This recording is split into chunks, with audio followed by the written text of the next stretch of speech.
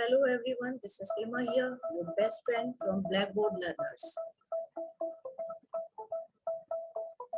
Hema, your best friend from Blackboard Learners. हमने unpacking gender तीन video complete कर लिए हैं, जिसमें कुछ ना कुछ सीखा है कि किस तरह डिस्क्रिमिनेशन जो है सोसाइटी में वुमेन्स के साथ आज भी फैला हुआ है। लेट्स सी कि आगे और क्या क्या है जो गवर्नमेंट के रूल्स रेगुलेशंस हैं, किस तरह से गवर्नमेंट ने इस कंडीशन को, वुमेन की सिचुएशंस को कुछ एक अच्छे एफर्ट के साथ अच्छी पोजीशन में लाने की कोशिश की है।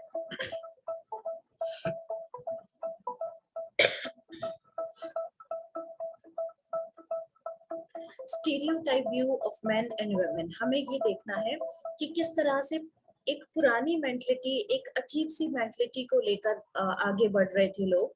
किस तरह एक रूढ़िवादिता की जो रूल्स रेगुलेशंस बने हुए हैं, मतलब जो बिलीफ सिस्टम बने हुए हैं, उनके ही साथ लोग चलते आ रहे थे मेन और वुमेन को लेकर। ठीक है, उनमें क्या थे, लेट्स सी।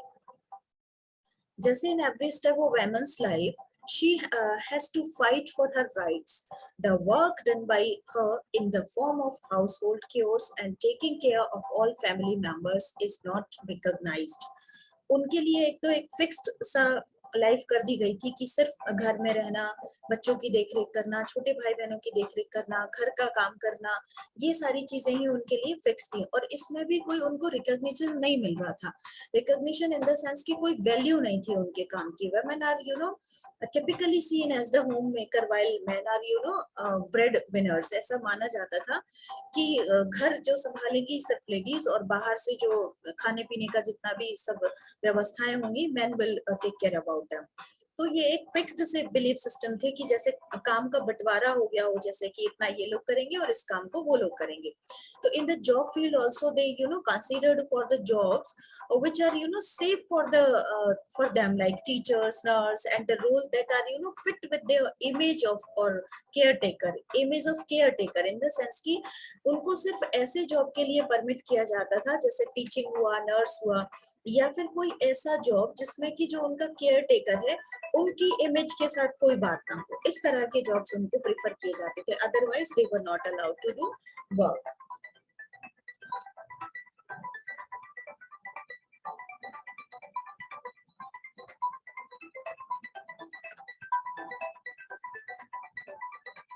कुछ प्रोफेशंस जैसे कि that are required applications, scientific और टेक्निकल नॉलेज, ऐसे टाइप के टेक्निकल वर्क के लिए वुमेन को हमेशा पीछे रखा जाता था, that they can not do such type of work, कि टेक्निकल वर्क वुमेन नहीं कर सकते हैं। तो ये एक मेंटलिटी थी, ये एक फिक्स्ड बिलीफ सिस्टम था कि ये टेक्निकल वर्क जो है womens are not suitable for that. ये स्टीरियोटाइप मेंटलिटी थी जिससे कि वो लोग काफी अटैच थे, और इसको एक मतलब उसमें लेकर चलते थे कि women cannot do such type of work because brain is required for that।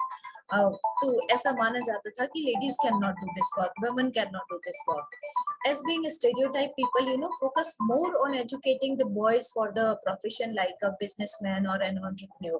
इस तरह के boys को इस तरह के jobs के लिए, अब businessman होगा तो कोई मेल पर्सन ही होगा बिजनेसमैन, अगर एंटरप्रेन्योर होगा तो वो भी कोई मेल पर्सन होगा, वो लेडी नहीं हो सकती, वुमेन नहीं हो सकती। तो इस तरह की कुछ मेंटलिटीज फिक्स थी कि मेन कौन कौन से वर्क कर सकते हैं और वुमेन कौन कौन से वर्क कर सकते हैं। इट वाज ऑलरेडी डिवाइडेड, अपने बिलीफ सिस्टम बने हुए थे कि अगर उससे हटकर कोई भी वुमेन कुछ भी काम करती है तो that was not accepted for the society, with the society.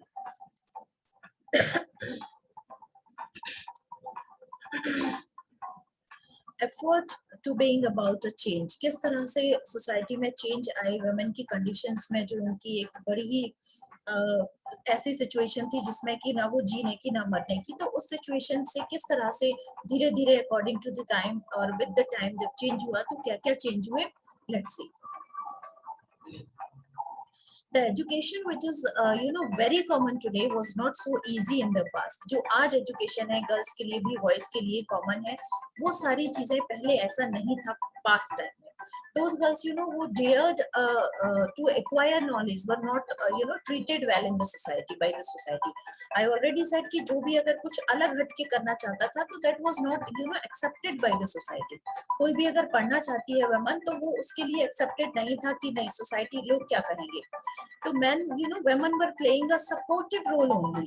No primary role was assigned to them. कोई भी important role उनके लिए नहीं था. They were living the life as a secondary person. जैसे कि कोई importance नहीं है, but तुमको जैसे life spare की गई हो, कोई दान में दी गई हो, इस तरह से they were just living life. तो due to the socio-religious reformers, बहुत सारे ऐसे religious reformers हुए society में, they bring the change. Changes were brought about in the society and education for girls was emphasized. फिर वो reformers जब आए, उन्होंने धीरे धीरे इन चीजों को अपोज करके वुमेन्स के लिए एजुकेशन और कुछ rules regulations so that to improve the conditions of the women emphasize किए गए, लेकर आए गए कि होना ही चाहिए. School become more common and people who had never been to school started sending their children to other school.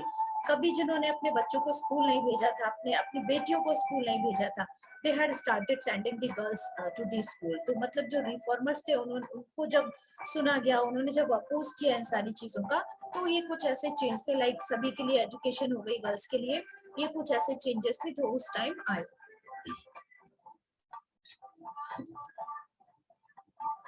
जो changes हमने देखे सोसाइटी में कि रिफॉर्मर्स ने किस तरह चेंज किए सोसाइटी को, हम एक ऐसी ही इम्पोर्टेंट लेडी की बात करेंगे, इम्पोर्टेंट पर्सन की बात करेंगे जिनका नाम है Pandita Ramabai. She was born in 1858 and died in 1922.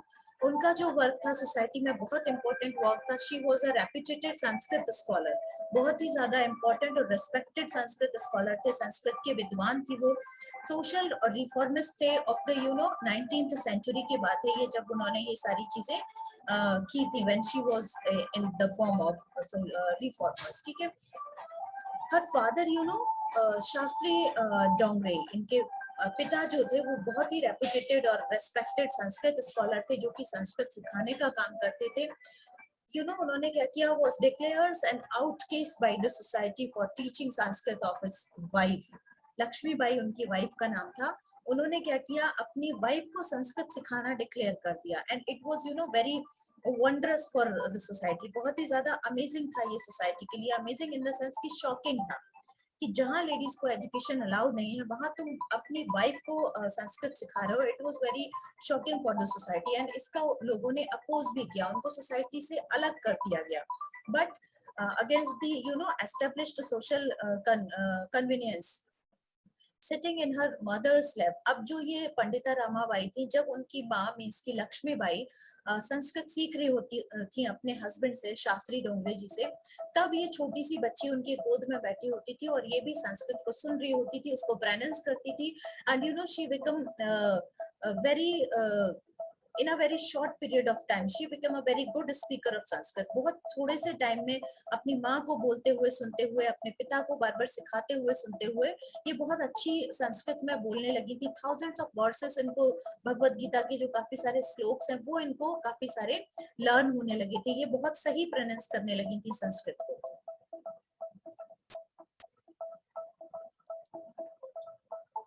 After her parents death, जब इनकी पेरेंट्स की डेथ हो जाती है तो रामाबाई और उनका जो एक भाई था decided to carry forward the work initiated by their father. उन्होंने अपने पापा के ही, अपने पिता के ही वर्क को आगे बढ़ाने का सोचा. along with her brother, कुछ टाइम बाद अपने भाई के साथ वो 1878 में कोलकाता आ गई, where the reformist movement had already started. जहाँ की गर्ल्स की एजुकेशन के लिए, वुमेन एजुकेशन के लिए पहले से ही काफी सारे मूवमेंट्स चल रहे थे. तो वहां इन्होंने आकर और अपना एक नाम, वहां पर भी अपनी एक अलग पहचान बनाई इन्होंने.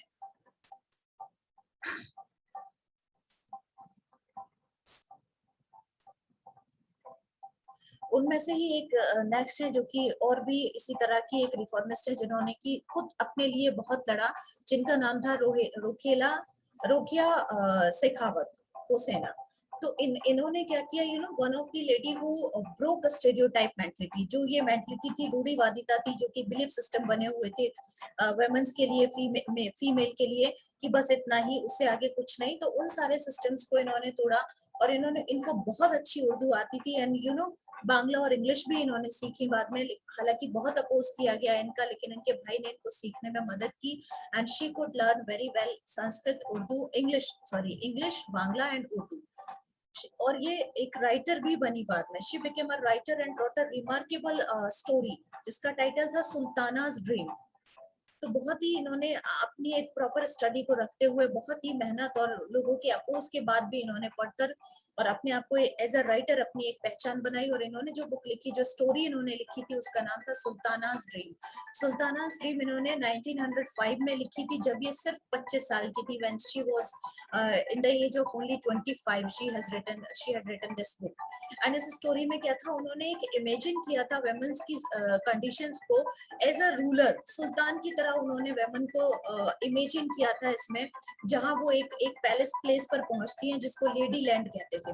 लेडी लैंड मतलब कि a place where women are free to study, work and invent machines, जहां पर कि मतलब सोचिए कि तब जबकि गर्ल्स के लिए even education were not allowed, even to read the books was not allowed, तब ये ऐसा एक इमेजिन करती हैं, ऐसी एक बुक लिखती हैं जिसमें कि लेडीज, एक लेडी लैंड होता है, सिर्फ लेडीज होती हैं वहां पार में, एम्पायर में, और वो मशीन्स बनाती हैं, इन्वेंट करती हैं, मशीन्स स्टडी करती हैं, डिफरेंट डिफरेंट वर्क करती हैं। तो इनका जो ड्रीम था बहुत ही रिवॉल्यूशनरी था, बहुत ही ज्यादा भड़काऊ सा लगा लोगों को, because she was dreaming to go, कि women flying planes and cars even.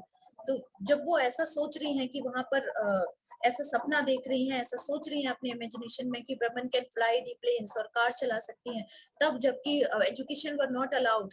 तो बहुत ही मुश्किल इन्होंने एक टाइम देखा, और काफी मेहनत और मुश्किलों के बाद इन्होंने अपना एक अलग नाम, अलग पहचान बनाई। 1910 में she started a school for girls in Kolkata, और इन्होंने एक स्कूल भी गर्ल्स के लिए स्टार्ट किया, that is still in function, जो कि आज भी वहां पर है और चलता है गर्ल्स के लिए।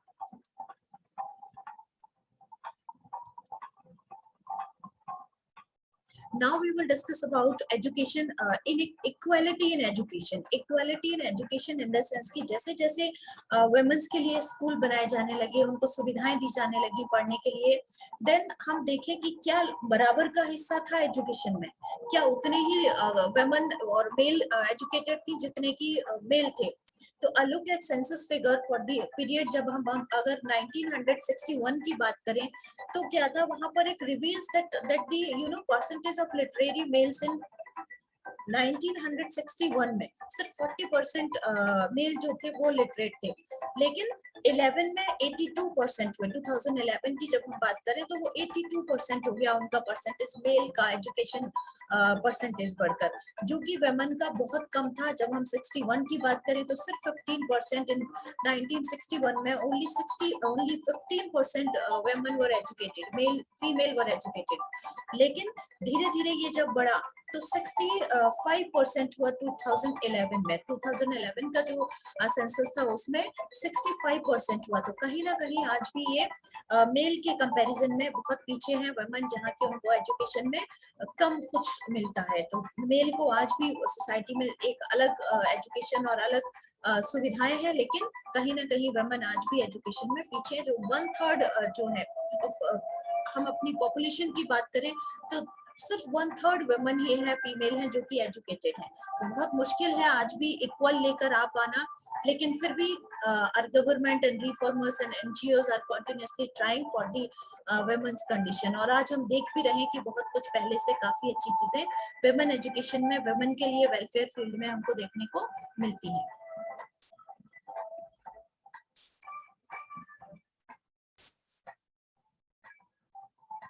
वुमेन मूवमेंट्स देखेंगे कि एजुकेशन के लिए एक तो गवर्नमेंट ने हेल्प करना शुरू किया, रिफॉर्मर्स जो थे, रिफॉर्मिस्ट जो थे। दूसरा कि वुमेन ने खुद अपने लिए किस तरह से एक पोजीशन बनाई, दैट सी क्या क्या मूवमेंट्स उनको करने पड़े to get the education, for the education. Reforms for women have been introduced with respect to their local status, health and violence against them, employment opportunities etcetera. मतलब धीरे धीरे सारी चीजें खत्म होती गई, जो कि वायलेंस था, जो कि प्रॉपर केयर नहीं थी, तो इन सारी ये सारी चीजें धीरे धीरे खत्म की जाने लगी। जो लोकल एक स्टेटस था वेमेन का, वो काफी इम्प्रूव होने लगा। Women all over the country contributed individually and collectively to bring about this change, और हर एक ने उस चेंज को लाने में मदद की। हर कोई चाहता था कि ये जो हमारा एक फीमेल का जो स्ट्रगल है कि वहीं पर स्टडी को रोक देना, कुछ कम देना, कुछ कम समझना, उनको कोई मौके ना देना, अपॉर्चुनिटी ना देना, तो जैसे ही उनको ये सारी चीजें मिली कि किसी तरह हम ऐसा कर सकते हैं, हमको ये सारी सुविधाएं मिल सकती हैं, तो इसके लिए सभी ने आगे आकर इंडिविजुअली और कभी कभी कलेक्टिवली सभी ने अपने अपने एफर्ट्स किए। This struggle remain is known as women's movement. और ये लड़ाई जो कि वेमन ने स्टार्ट की अपनी एजुकेशन के लिए, अपनी पोजीशन को सुधारने के लिए, अपनी कंडीशन में चेंज लाने के लिए, this was known as women's movement.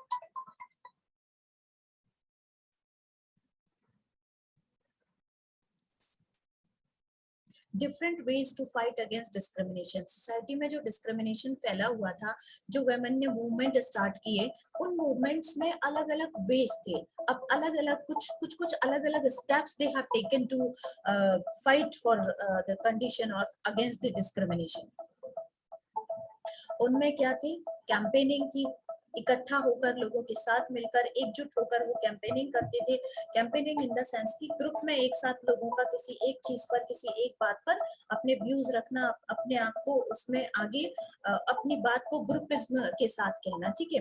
Next था कि 20 ये जो इनका मूवमेंट था पूरी तरह से एक लीड रोल में था। अगर हम 2006 की बात करें तो जब ये मूवमेंट्स देखे गए लगातार, तो सबको ही लगा, गवर्नमेंट वाज आल्सो तब तक अवेयर हो चुकी थी एक अच्छे लेवल पर, उसको भी लगता था कि हाँ गर्ल्स के लिए कुछ होना चाहिए। तो जो ये कैंपेनिंग थी 2006 में एक लॉ पास हुआ जिसमें कि लीगल प्रोटेक्शन दी गई वेमेन को फाइटिंग अगेंस्ट डोमेस्टिक वायलेंस। जो डोमेस्टिक वायलेंस का शिकार जो वेमेन और फीमेल होती थी उनके लिए 2006 में एक लॉ लाया गया जिसके अगेंस्ट में जिसको डोमेस्टिक लॉ कहा गया, और जिसमें कि डोमेस्टिक वायलेंस के अगेंस्ट लेडीज अपने किसी भी from where they are getting these such type of violence, domestic violence, they could complain about that। Government उनकी बात को सुनती थी, लीगली उस बात को सुना जाता था। फिर वेमेन की जो कंडीशंस थी, कैंपेन किया उन्होंने।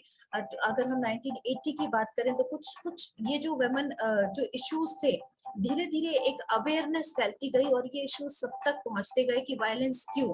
तो वायलेंस जब था, तो जब एनजीओ तक ये बातें पहुंची, जब सभी को एक एक चीज पता चली, तो इनके अगेंस्ट जैसे जो डाउरी सिस्टम था, डाउरी सिस्टम गलत है, डाउरी गलत है, ये सबको पता था। लेकिन जब इसके खिलाफ किसी एक ने आवाज उठाई तो धीरे धीरे पूरी सोसाइटी और पूरे समाज और फिर जितने ऑर्गेनाइजेशंस थे, एनजीओ थे, उनके थ्रू ये बात गवर्नमेंट में रखी जाने लगी। और इसके लिए भी एक लॉ लेकर आया गया जिसमें कि डाउरी को इलीगल डिक्लेयर कर दिया गया। जो वेमेन का हिरासमेंट था, किसी भी तरह से डिस्क्रिमिनेशन एंड हरासमेंट ना ही वर्क प्लेस पर ना ही किसी और तरीके से एक्सेप्टेड नहीं था। 1997 में सुप्रीम कोर्ट ने एक ऐसा गाइडलाइन दी जिसमें कि वेमेन का प्रोटेक्शन हरासमेंट या किसी भी वर्क प्लेस पर या एजुकेशनल फील्ड्स में किसी भी तरह का हरासमेंट नहीं होना चाहिए। इसके अगेंस्ट भी एक लॉ लेकर आया गया, और जिससे कि वेमेन की कंडीशंस को, जो कि वायलेंस को सह रही होती थी, जो कि वो उसको फेस कर रही होती थी, उसके अगेंस्ट, डाउरी के अगेंस्ट अलग अलग लॉ लेकर आए गए जिससे कि वुमेन की कंडीशंस को सुधारा गया। Next protesting also in the sense की उन्होंने क्या किया, women movement also focusing on the issues, जो जितने वायलेंस टाइप के इश्यूज चल रहे थे उस पर women were also fighting against them. कभी रैली निकालकर, कभी इंडिविजुअली। एक रैली एक ऐसा फॉर्म था जिसमें कि अपनी बात को ग्रुप के साथ कहा जाता था। तो ये प्रोटेस्ट भी कर रहे थे अपने लॉज के लिए, अपने लॉज के लिए, अपने लिए लड़ाई कर रहे थे कि किसी भी तरह उनकी पोजीशन जो सोसाइटी में नहीं है वो उनको मिलना चाहिए। रेजिंग अवेयरनेस के लिए क्या, अवेयरनेस लोगों में में एक जागरूकता लाने के लिए अलग अलग तरह से छोटे छोटे से प्ले किए जा रहे थे, जिससे लोग समझ रहे थे, जिससे लोगों में अवेयरनेस फैलाई जा रही थी कि हाँ, वायलेंस के अगेंस्ट हमको अपनी बात रखना चाहिए, एकजुट होना चाहिए इस बात पर, जैसे शोइंग सॉलिडेरिटी मीन्स कि लोग एकजुट होकर इस बात के लिए लड़ रहे थे कि ये वेमन की जो सिचुएशन है ये नहीं रहना चाहिए, इस पर उनको आगे उनको एक अच्छी पोजीशन जो है सोसाइटी में मिलना चाहिए। इसके लिए वो लोग अलग अलग तरह से प्रोटेस्टिंग के थ्रू, कैंपेन के थ्रू, या फिर लोगों में अवेयरनेस फैलाकर छोटे छोटे प्ले, छोटे छोटे नौटंकी टाइप के जो प्ले होते हैं उनको करके लोगों में अवेयरनेस जगा रहे थे। इस तरह से वुमेन की कंडीशंस को सुधारने के लिए अपने अपने फील्ड में कई सारे वर्क किए गए, जिससे कि आज हम देखते हैं women are holding a strong position in the society.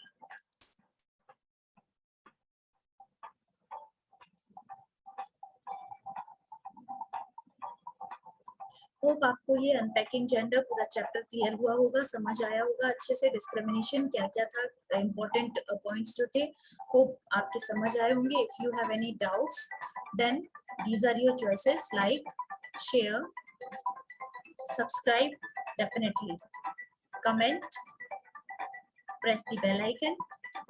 Thank you so much for watching.